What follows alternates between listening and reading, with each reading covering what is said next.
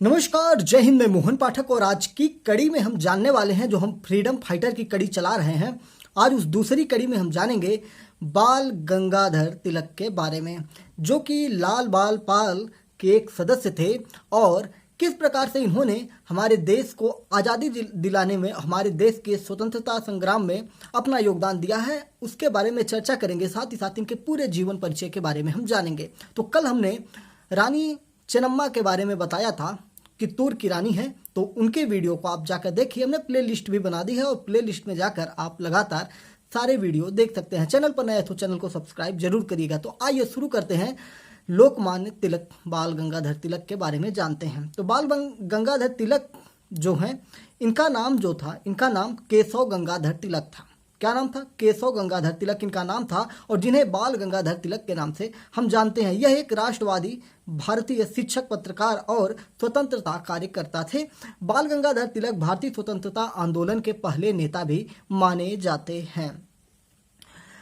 ये लाल बाल पाल तिकड़ी के 3 सदस्यों में से एक थे, और जिसके बारे में मैंने आपको बता दिया। तो इनके प्रारंभिक जीवन के बारे में जानते हैं, किस प्रकार से इनका जीवन प्रारंभ होता है। इनके जन्म के बारे में अगर हम बात करेंगे तो 23 जुलाई 1856 ईस्वी को इनका जन्म हुआ था। कब हुआ था? 23 जुलाई 1856 को इनका जन्म हुआ था, और इनका जन्म रत्नागिरी जिले में हुआ था, जो आज का जो महाराष्ट्र राज्य है उस राज्य के अंतर्गत पड़ता है। बाल गंगाधर तिलक के पिता के नाम की बात करेंगे तो श्री गंगाधर तिलक, और माता का नाम पार्वती बाई गंगाधर था। चिखली बाल गंगाधर तिलक का पैतृक गांव था। क्या था? चिखली बाल, इनका जो पैतृक गांव था उसका नाम था चिखली बाल। तिलक के पिता गंगाधर तिलक एक स्कूल शिक्षक और संस्कृत विद्वान थे, जिनकी मृत्यु तब हो गई जब तिलक मात्र 16 वर्षों के थे, और इनके सर से इनके पिता का साया उड़ जाता है। 1877 में उन्होंने पुणे के डेक्कन कॉलेज से कला स्नातक के साथ पढ़ाई की, और वहां से स्नातक की उपाधि प्राप्त करते हैं। उन्होंने LLB में दाखिला लिया और बन जाते हैं वकील। 1879 में सरकारी लॉ कॉलेज से LLB की डिग्री इन्होंने हासिल की थी। किस कॉलेज से? सरकारी कॉलेज से इन्होंने डिग्री हासिल की थी। बात करेंगे इनके परिवार की, तो बाल गंगाधर तिलक का विवाह जो था 16 वर्ष की अल्प आयु में ही 1871 में सत्यभामा तिलक से हो गया था। इनकी पत्नी का नाम सत्यभामा तिलक था। उनके बेटे थे राम भाऊ बलवंत तिलक और विश्वनाथ बलवंत तिलक, और साथ ही साथ श्रीधर बलवंत तिलक इनके पुत्रों के नाम थे। इनके कैरियर के बारे में हमने तो बता दिया। कुछ चीजें और इनके बारे में खास बताते हैं कि बाल गंगाधर तिलक ने जब स्नातक अपना कंप्लीट कर लिया था, उसके बाद ये पुणे के एक निजी स्कूल में गणित के अध्यापक हो गए थे। इन्होंने LLB कर ली थी, मतलब लॉ कानून की पढ़ाई की थी। उसके बाद ये गणित के अध्यापक बन जाते हैं, और साथ ही साथ 1880 में उन्होंने गोपाल गणेश अगरकर, महादेव वल्लाल नाम जोशी और विष्णु शास्त्री चिपलूनकर सहित अपने कुछ कॉलेज साथियों के साथ माध्यमिक शिक्षा के लिए न्यू इंग्लिश स्कूल की स्थापना भी करते हैं। अपने दोस्तों के साथ इन्होंने एक स्कूल की स्थापना की, और उनका मिशन था भारत के युवाओं को शैक्षिक स्तर में ऊंचा उठाना, यानी कि भारत के युवाओं को पढ़ाई करवाना। इनका एक उद्देश्य इसमें हो गया था। फिर उसके बाद इन्होंने फर्ग्यूसन कॉलेज की स्थापना 1885 में डेक्कन एजुकेशन सोसाइटी द्वारा उत्तर माध्यमिक शिक्षा के लिए किया था, और फर्ग्यूसन कॉलेज में बाल गंगाधर तिलक गणित की पढ़ाई करवाते थे, यानी कि वहाँ पे ये फिर से एक बार अध्यापक गणित के हो गए थे। स्वतंत्रता आंदोलन के बारे में अगर इनकी हम बात करेंगे तो बाल गंगाधर तिलक का राजनीतिक जीवन बहुत ही लंबा था, और ये वीडियो भी काफ़ी लंबा होगा, क्योंकि हम पूरे डिटेल में उनके बारे में जानेंगे, किस प्रकार से उन्होंने स्वतंत्रता आंदोलन में हमारे सहयोग किया था। ये गांधी जी से पहले सबसे प्रसिद्ध भारतीय राजनीतिज्ञ थे, इसीलिए इन्हें भारत का पहला स्वतंत्रता संग्राम सेनानी के नाम से भी जाना जाता है।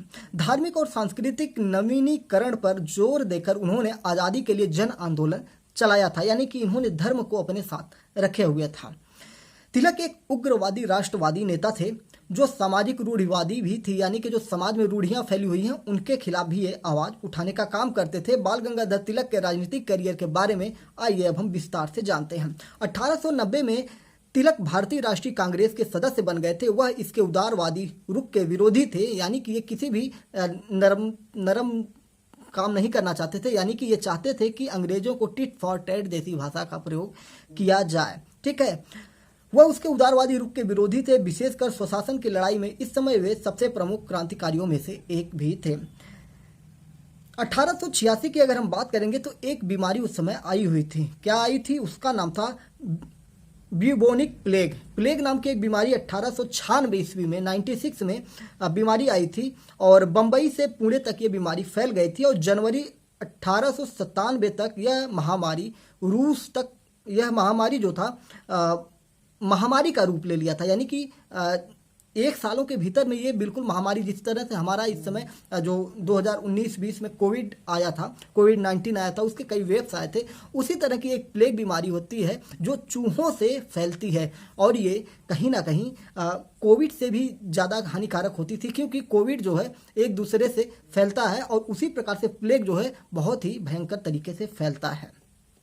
यह निजी घरों में जबरन प्रवेश, निवासियों का निरीक्षण, अस्पताल और पृथक शिविरों में स्थानांतरण, निजी सामानों को हटाना और नष्ट करना और मरीजों को शहर में प्रवेश करने या छोड़ने पर रोक लगाना आपातकाल से निपटने के लिए इस्तेमाल किए गए कठोर कदमों में से एक थे। जिस प्रकार से इस समय लॉकडाउन लगा था, उसी प्रकार से उस समय लोगों के घरों में घुस कर इसकी जांच की जाती थी कि किस घर में मरीज हैं, किस प्रकार से। जैसे यहाँ पे आप देख रहे थे ना कोविड के टाइम में कि जो लोग बीमार थे कोविड से और छिपा के अपने घर पहुंच जाते थे, तो अस्पताल से पुलिस आती थी और एम्बुलेंस आता था और उनको उनके घर से ले जाके अस्पताल में क्वारंटाइन करवाया जाता था या जहाँ पे शिविर बनाए गए थे वहाँ पे किया।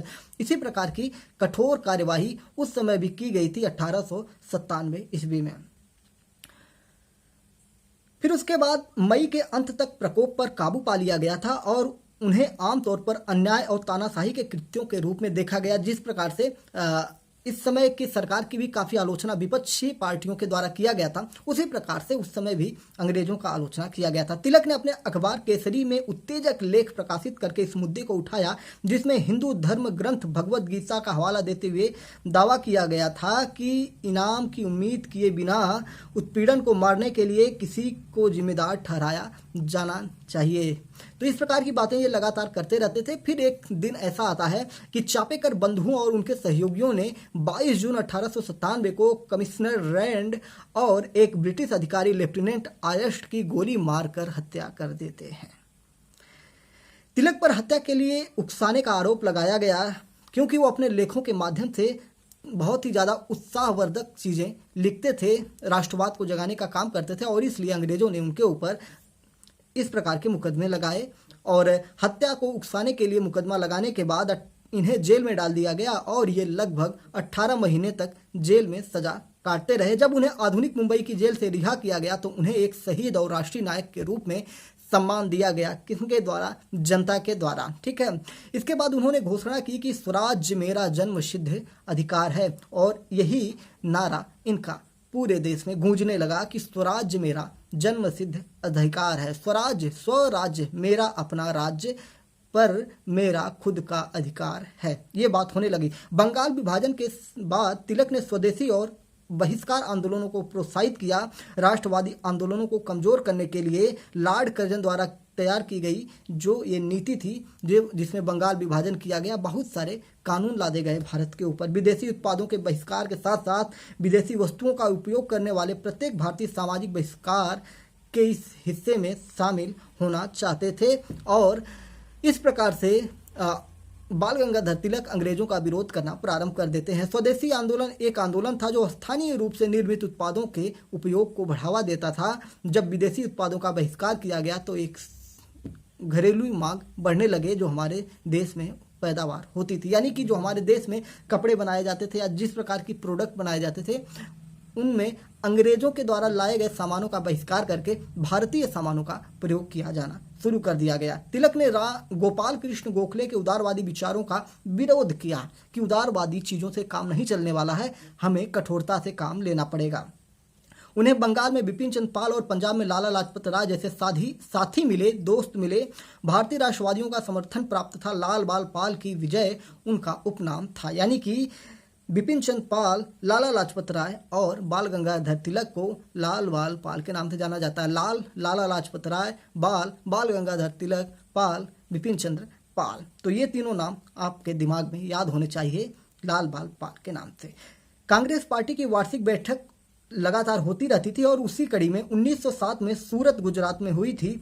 कांग्रेस के नए अध्यक्ष के चयन ने पार्टी में उदारवादी और चरमपंथी धड़ों के बीच लड़ाई शुरू कर दी थी, क्योंकि ये सूरत में एक दूसरे की सूरत देखना नापसंद करने लगे, क्योंकि एक उदारवादी थे और एक उग्रवादी थे, यानी कि गुस्सैल गर्मपंथी थे।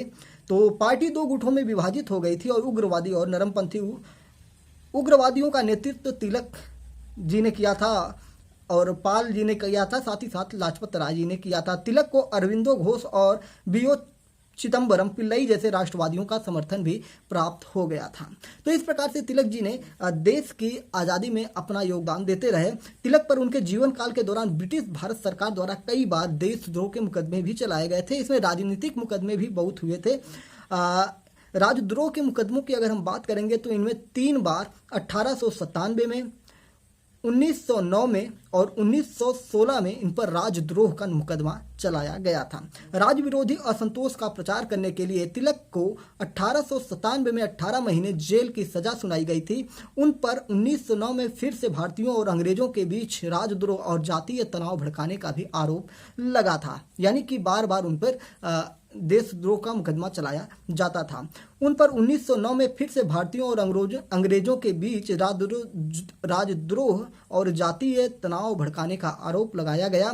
तिलक के बचाव में बॉम्बे के वकील मोहम्मद अली जिन्ना पेश हुए थे, यानी कि मोहम्मद अली जिन्ना ये वही जिन्ना है जिन्होंने भारत और पाकिस्तान को अलग करवाने में अपनी महत्वपूर्ण भूमिका निभाई थी। जिन्ना पहले बहुत अच्छे थे भारत के लिए, लेकिन बाद में उनको किसी ने भड़का दिया कि तुमको अगर एक अलग देश की मांग करोगे तो वहाँ पे प्रधानमंत्री बनने का अवसर प्राप्त होगा। लेकिन जिन्ना अगर उस समय ये जाहिर किए होते कि मैं भारत का प्रधानमंत्री बनना चाहता हूँ 1947 में, तो उम्मीद थी कि इनको बना दिया जाता। लेकिन ये अपने जिद के आगे एक इस्लामिक राष्ट्र बनाने के चक्कर में पाकिस्तान का आज हाल आप देख ही रहे हैं।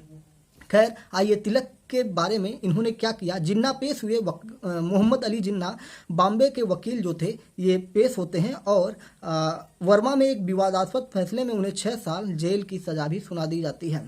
मतलब तिलक के बचाव में बॉम्बे के वकील मोहम्मद अली जिन्ना पेश हुए, लेकिन वर्मा के में एक विवादास्पद फैसले में उन्हें 6 साल की सजा सुनाई गई।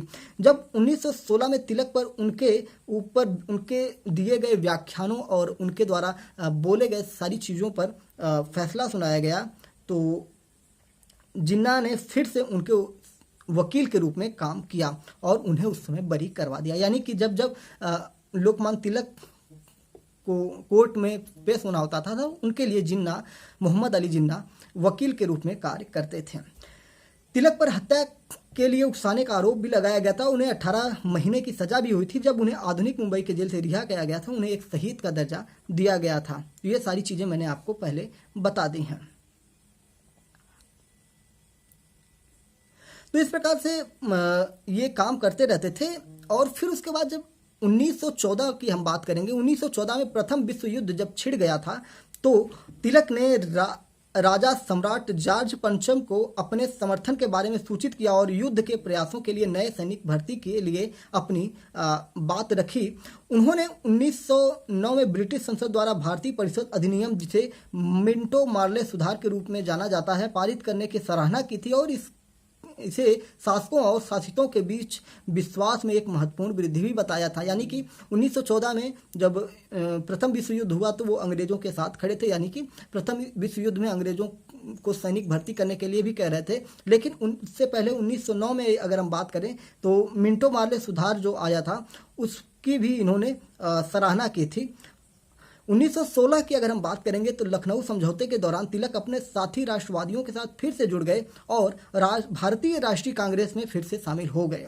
यानी कि 1916 में फिर से ये लोग एक हो जाते हैं, क्योंकि सूरत में ये लोग झगड़ा करके अलग हुए थे। तिलक ने महात्मा गांधी को किसी भी तरह से स्वराज्य प्राप्त करने के पक्ष में पूर्ण अहिंसा अवधारणा को त्यागने के लिए बार बार मनाया, कोशिश की, लेकिन महात्मा गांधी अहिंसा परमो धर्म के मार्ग पर चल रहे थे। लेकिन बाल गंगाधर तिलक तो टिट फॉर टैट की योजना पर काम कर रहे थे। हालांकि गांधी स्वशासन प्राप्त करने के तरीके पर तिलक से असहमत थे और सत्याग्रह के कट्टर समर्थक थे, लेकिन उन्होंने राष्ट्र के लिए तिलक के जो योगदान थे उसको बहुत ही महत्वपूर्ण माना था और दृढ़ विश्वास के साहस और इनके विचारों की प्रशंसा भी की थी, लेकिन इनके जो मार काट वाली बातें थी उनसे गांधी जी थोड़ा दूरी बनाए रहते थे। जब तिलक वैलेंटाइन चिरोल के खिलाफ एक नागरिक मुकदमा हार गए और उन्हें वित्तीय नुकसान हुआ, तो गांधी ने भारतीयों से तिलक के लिए जो फंड बनाया गया था उसमें दान करने के लिए आग्रह किया था, जिससे तिलक के खर्चों को कवर करने के लिए स्थापित किया गया था।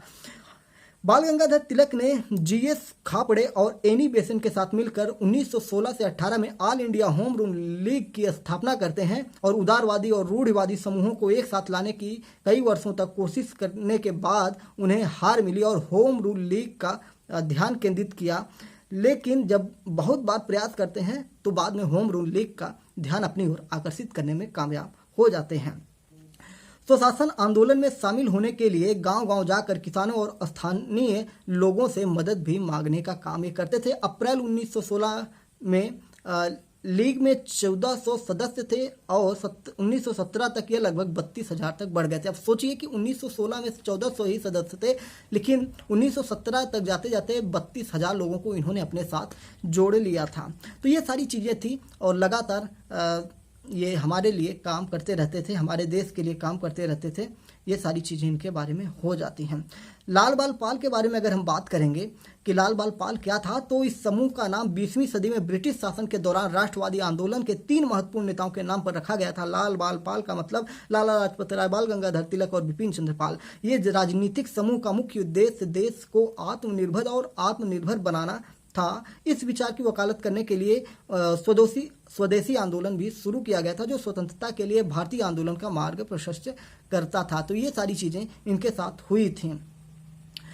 बाल गंगाधर तिलक के बारे में अगर हम बात करें तो इनकी मृत्यु की अगर हम बात करेंगे तो बाल गंगाधर तिलक का निधन 1 अगस्त 1920 को मुंबई में हो गया था। यानी कि 1 अगस्त 1920 को बाल गंगाधर तिलक हमें छोड़ के चले गए थे।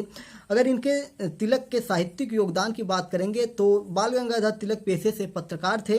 वह केसरी नामक मराठी अखबार निकालते थे और अंग्रेजी अखबार भी एक इनका आता था। भारतीय स्वतंत्रता आंदोलन के बारे में ये उसमें लेख लिखते थे। उन्होंने श्रीमद् भगवद गीता रहस्य और Arctic home of the Vedas नामक 2 पुस्तकें भी लिखी थी। तो इस प्रकार से तिलक जी ने ये सारे कार्य किए थे हमारे लिए। और तिलक जी के अगर हम सामाजिक विचारों के बारे में जानना चाहें कि उन्होंने समाज के लिए क्या कहा था, तो बाल गंगाधर तिलक पुणे में महिलाओं के अधिकारों और अस्पृश्यता यानी कि छुआछूत का विरोध किया और इसके सुधार के लिए उदारवादी आंदोलनों के मतलब जो छुआछूत है उसको दूर करने के लिए भी काफ़ी प्रयास किया। लोगों से छुआछूत का विरोध करने का काम करने के लिए कहते थे और साथ ही साथ जो उदारवादी नेता थे उनका विरोध करते थे। बाल गंगाधर तिलक ने 1885 में पुणे में पहले नेटिव गर्ल्स हाई स्कूल की स्थापना किया। उसके पाठ्यक्रम का जोरदार विरोध करने के लिए अपने समाचार पत्रों में मराठा और केसरी का भी इस्तेमाल किया था। बाल गंगाधर तिलक अंतरजातीय विवाहों के भी विरोधी थे, यानी कि वो ये नहीं चाहते थे कि आप किसी दूसरी जात में विवाह करें। भले वो अब इस प्रस्ताव यानी कि छुआछूत का विरोध करते थे कि छुआछूत नहीं होना चाहिए, लेकिन अंतरजातीय विवाह का भी ये विरोध करते थे, यानी कि आप किसी दूसरी जात में विवाह ना करें। अंतरजातीय महिला निचली जाति के पुरुष से विवाह करती थी। इन सारी चीज़ों का ये विरोध करते थे।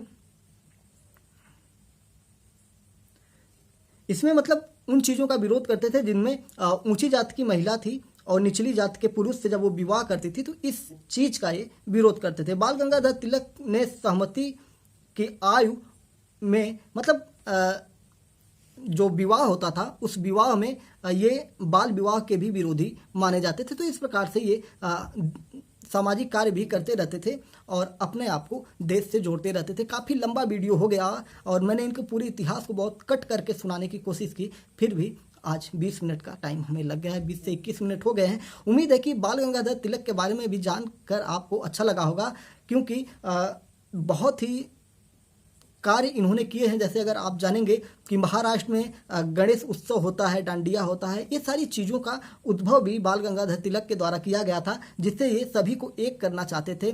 फिर उसके बाद इनके द्वारा कई ऐसे कार्यक्रम किए गए जिनमें हिंदू मुस्लिम को एक किया जाता था, जिससे अंग्रेज़ों से लड़ने में हमें मदद मिल सके। तो उम्मीद है कि आपको बाल गंगाधर तिलक के बारे में जानकर काफ़ी चीज़ें प्राप्त हुई होंगी और अपने देश के ऐसे वीर सपूतों के बारे में जानने के बाद आपको ये पता चल गया होगा कि हमारा देश इतनी आसानी से आज़ाद नहीं हुआ है। तो जो भारतीय स्वतंत्रता आंदोलन के हमारे देश के महापुरुष हैं और हमारी देश की जो महिला महापुरुष हैं, उन लोगों की जीवनियाँ हम लेके आए हैं। पूरे अगस्त माह में लगातार आपको ये मिलने वाली है। तो आप हमारे जिस भी प्लेटफॉर्म पर ये वीडियो देख रहे हैं, उन सारे प्लेटफॉर्म को आप हमें सब्सक्राइब कर लीजिए, लाइक कर लीजिए, शेयर कर लीजिए, अपने दोस्तों में भी पहुंचाइए और सबको बताइए कि MPS हिंदी चैनल पर आजकल ये कार्यक्रम चल रहा है जिसका नाम है इंडियन फ्रीडम फाइटर्स। जय हिंद, नमस्कार, भारत माता की जय।